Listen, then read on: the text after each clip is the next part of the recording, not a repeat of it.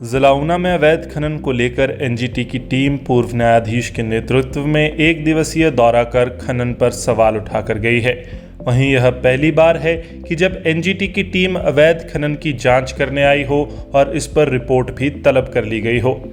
ऐसे में भाजपा व कांग्रेस के बीच आपसी आरोप प्रत्यारोप भी तेज हो गए हैं। अवैध खनन को लेकर भाजपा के प्रदेश प्रवक्ता राम कुमार ने अवैध खनन के लिए कांग्रेस को जिम्मेदार ठहराया और कहा कि कांग्रेस ने लीजें दी थी, जबकि भाजपा खनन को रोकने के लिए काम कर रही है।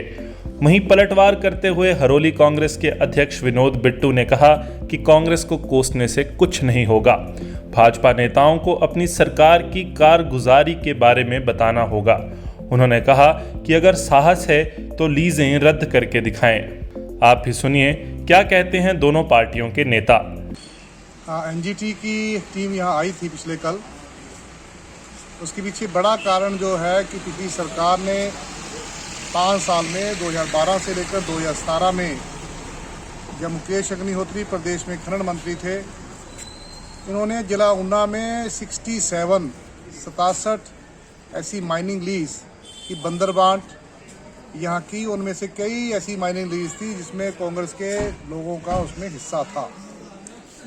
अगर आप ऊना और हरोली की बात करें तो 27 माइनिंग लीज ऊना हरोली विधानसभा क्षेत्र में और 25 माइनिंग लीज इन पिछले 5 सालों में ऊना विधानसभा क्षेत्र में दी। कुल मिला के 27 और 25 52 यानी कि 52 माइनिंग लीज पिछली सरकार ने मुकेश अग्निहोत्री ने दी। तो जब 52 विधानसभा क्षेत्र में, उसके अलावा अंब और दूसरे विधानसभा क्षेत्रों को मिला देंगे तो 67 लीज इन्होंने दी। तो एक तरह से स्वां का सीना छलनी करने का काम स्वयं मुकेश अग्निहोत्री ने किया। अगर हम ये कहें कि अगर ऊना में खनन माफिया का कोई जन्मदाता है तो जन्मदाता कांग्रेस पार्टी है, कांग्रेस के लोग नेता हैं और उनका मुखिया मुकेश अग्निहोत्री है, उसके सारी टीम है। बड़ी हैरानी की बात है, कुछ लोगों को शर्म भी नहीं आती। जो लोग सरेआम खनन माफिया का काम करते हैं और इलीगल तरीके से खनन का धंधा करते आए हैं, आज वो लोग हाथ में कागज लेकर घूम रहे हैं। उनमें से एक व्यक्ति के कागज मेरे हाथ में है, बाकियों के भी मेरे पास हैं। ये कागज जो मैं आपको दिखाने जा रहा हूं, ये किसी और के नहीं है। ये कांग्रेस पार्टी का ब्लॉक का प्रेसिडेंट है, विनोद कुमार नाम है, son of Shri Gurmel Singh, BPO Kangar. ग्राम पंचायत कांगड़ का जब प्रधान था तो प्रधान होते हुए एक एनओसी दिया किसी को रेत की माइनिंग लीज का एनओसी दे दिया। मुकेश अग्निहोत्री खनन मंत्री थे, उन्होंने एक लीज दे दी, वो लीज सैंक्शन कर दी। तो जब लीज सैंक्शन कर दी तो उसी लीज में वही विनोद कुमार जो प्रधान होने के नाते एनओसी देता है और उस माइनिंग लीज में पार्टनरशिप डीड करता है और उसमें 1% नहीं, 2% नहीं, 15% का अपना हिस्सा रखता है। यह है खनन माफिया। आप देख सकते हैं, फोटो खींच सकते हैं। यह ऑफिशियल रिकॉर्ड का डॉक्यूमेंट है, वो हाथ से किसी ने टाइप करके नहीं दिया मेरे को। ये ऑफिशियल डॉक्यूमेंट है, बड़ी मैं अथॉरिटी के साथ कह रहा हूं। तो वही लोग आज खनन की बात कर रहे हैं। और हमारी सरकार जब से आई है, आप तुलना कर सकते हैं, कंपैरेटिव एनालिसिस कर सकते हैं कि जो शरेआम स्वां में मशीनें चलती थी उनको बंद किया गया है। इसके बावजूद भी अगर कुछ ये इलीगल तरीके से खनन करने का प्रयास करते हैं तो उनके खिलाफ सख्त कार्रवाई की जा रही है। करोड़ों रुपयों के चालान इन 5 सालों में, हमारी इन 3.5 सालों में हमारी सरकार ने, हमारे प्रशासन ने किए हैं। एक नहीं, 2 नहीं, 5 माइनिंग लीज जो मुकेश अग्निहोत्री ने पंजाब के लोगों को दी थी, उनमें से 4, कुछ 5 हमने इस सरकार ने कैंसिल भी की हैं। प्रदेश के उद्योग मंत्री जो खनन मंत्री भी हैं, एक बार नहीं अनेक बार जब भी उनके पास कोई शिकायत आती है तो श्री विक्रम ठाकुर जी, चाहे वो स्वां हो चाहे वो क्रशर का एरिया हो, वहां गए हैं। वो तब गए हैं जब वो निष्पक्षता के साथ, ईमानदारी के साथ काम कर रहे हैं। अगर मान लो आज के उद्योग मंत्री का या उसके आसपास के लोगों का इन माइनिंग लीज में हिस्सा होता जैसा पहले होता था, तो आज के उद्योग मंत्री की हिम्मत नहीं होनी थी वहां जाने की। वो इसलिए जा रहे हैं क्योंकि वो बिल्कुल ईमानदारी से काम कर रहे हैं, किसी का कोई हिस्सा पानी वहां नहीं है। और ये खनन को रोकने का, इलीगल खनन को रोकने का प्रयास कर रहे। एक उसी कड़ी में एक और कोशिश की है कि कुछ माइनिंग चेक पोस्ट जिला ऊना में 5 ऐसी बनाई गई हैं, तो वहाँ प्रयास किया गया। ये सच्चाई है कि हमारा बहुत सारा क्षेत्र पंजाब के साथ लगता है, तो रास्ते बहुत ज़्यादा है, लेकिन फिर भी जो मुख्य रोड हैं, चाहे वो पडोका वाला रोड है बनखंडी वाला, चाहे वो बाथड़ी गढ़शंकर रोड है, या फिर कोलिया जेजों रोड है, 3 इस क्षेत्र में ऐसे लगे हैं। एक ग्रेट में लगा है, एक महतपुर में लगा है। कोशिश की गई है आने वाले समय में जैसे जैसे जरूरत पड़ेगी और काम किया जाएगा। आपने बात की है एनजीटी की, तो अच्छी बात है, वो आए हैं, देख कर गए हैं, और वो 5 साल में जो सरकार ने कोशिश, इन 3.5 साल में सरकार ने जो कोशिश की है वो भी देखी है।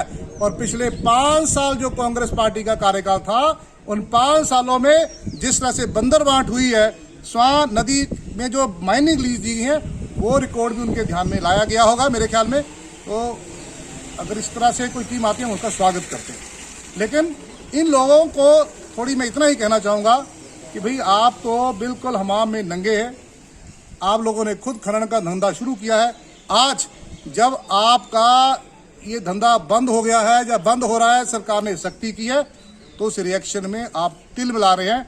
लेकिन ब्लैक मेलिंग नहीं चलेगी, चाहे कांग्रेस का कोई बड़ा लीडर हो, चाहे छोट भैया लीडर हो। आप 4 बयान देंगे, आपको किसी लीज से कोई हिस्सा दे देगा, तो ये धंधा नहीं चलेगा।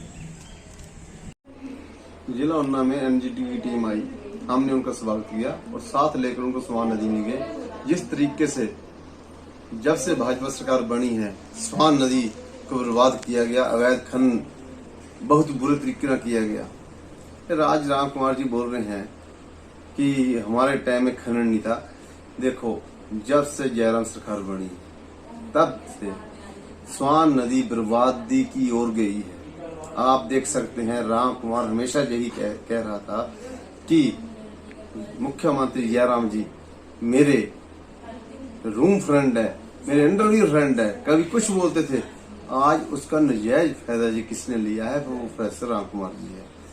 और ये कहते हैं कि चेक पोस्ट बनी है, चेक पोस्ट तो भी बनी है, बनने के बाद भी कुछ चली नहीं है। कितनी चेक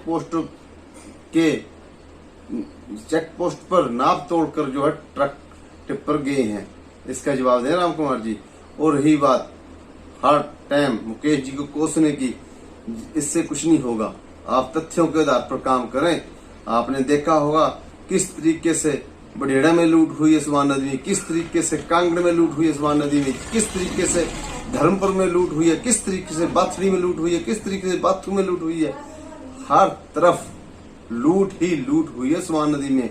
जब से मुख्यमंत्री जयराम जी बने हैं, तब से एक ही मिशन रहा, स्वान नदी को बर्बाद करना। आप देख सकते हैं कि आज किस तरीके से स्वान नदी में गोली चली, किस तरीके से मारपीट होती है, किस तरीके से रेत के नाम पर गुंडागर्दी होती है, ये किसके इशारे पर होती है, ये बताएं राम कुमार जी। आप ये सिर्फ हंसकर बोलकर जयकार उठाकर बात नहीं होगी। आप तथ्यों के आधार पर बात करें कि किस तरीके से आपने लोगों को, नौजवानों को नौकरी के नाम पर नेस्ले फैक्ट्री से दलाली ली आपने। आज कोई भी नौजवान जिसके आपकी डायरी बनाई थी, उस पर कौन सा नौजवान नौकरी लगा? आज आपने दलाली खाई नेस्ले से और कोई भी नौजवान नौकरी नहीं लगा। आप दो मिशन पर आपने इलेक्शन लड़ा था, एक नशा पर, एक खनन पर। खनन से स्वान नदी बर्बाद हुई और नशे से पूरी हरोली बर्बाद है आज की डेट में। आपके चहेते ट्रक लेकर जो है हरोली में आते रहे, आपके चहेते अवैध शराब का धंधा कर रहे हैं, आपके चहेते टालियाल में दड़ा सट्टा का काम कर रहे हैं। आप किस बात पर हंस कर बात कर रहे हैं? आप किस बात से मुकेश जी को कोस रहे हैं? आप अपने आप को देखें प्रोफेसर राम कुमार जी, कि आपने जो लूट हरोली में मचाई है, आपने जो दलाली लोगों से खाई है नशे के नाम पर, कभी खनन के नाम पर, आज आपने मुख्यमंत्री के नाम पर भी दलालियां खाई हैं। आज बच्चा जानता है, आज जनता जान रही है कि आपने नौजवानों के नाम पर भी दलाली खा ली हरोली में। ऐसा नेता, ऐसा भ्रष्ट नेता कह लो, हरोली को नहीं चाहिए। हरोली को भ्रष्ट नेता, आपके मंडल अध्यक्ष ने आपका नाम तक नहीं लिया। जब हमने पूछा उनसे कि भाई आपका कौन है नेता, तो आपके मंडल अध्यक्ष ने हंसकर बता दिया, हाई कमांड तय करेगी। हाई कमांड तय करेगी तो हाई कमांड ही देखकर तय करेगी। आपके मंडल अध्यक्ष ने आपको नेता नहीं माना तो आप कौन सी डिंगे मार रहे हैं आज? राम कुमार जी, आपकी वजह से आज हरोली तो बदनाम है ही है। आपने हिमाचल प्रदेश बदनाम कर दिया। अच्छा होता इससे पहले एनजीटी की टीम से पहले मुख्यमंत्री जयराम जी स्वान नदी में आते तो सारा स्वान नदी की बर्बादी देखते अपनी आंखों से, पर नहीं, वो नहीं आए। और आपकी बदौलत आज एनजीटी की टीम पहुंची स्वान नदी में, और जिस तरीके से स्वान नदी बर्बाद हुई है, हरोली की जनता, जिला ऊना की जनता भाजपा सरकार को, मुख्यमंत्री जयराम जी कभी माफ नहीं करेगी। धन्यवाद। हिमाचल दस्तक वेब टीवी के लिए हरोली से राहुल गौतम के साथ राजीव भनोट।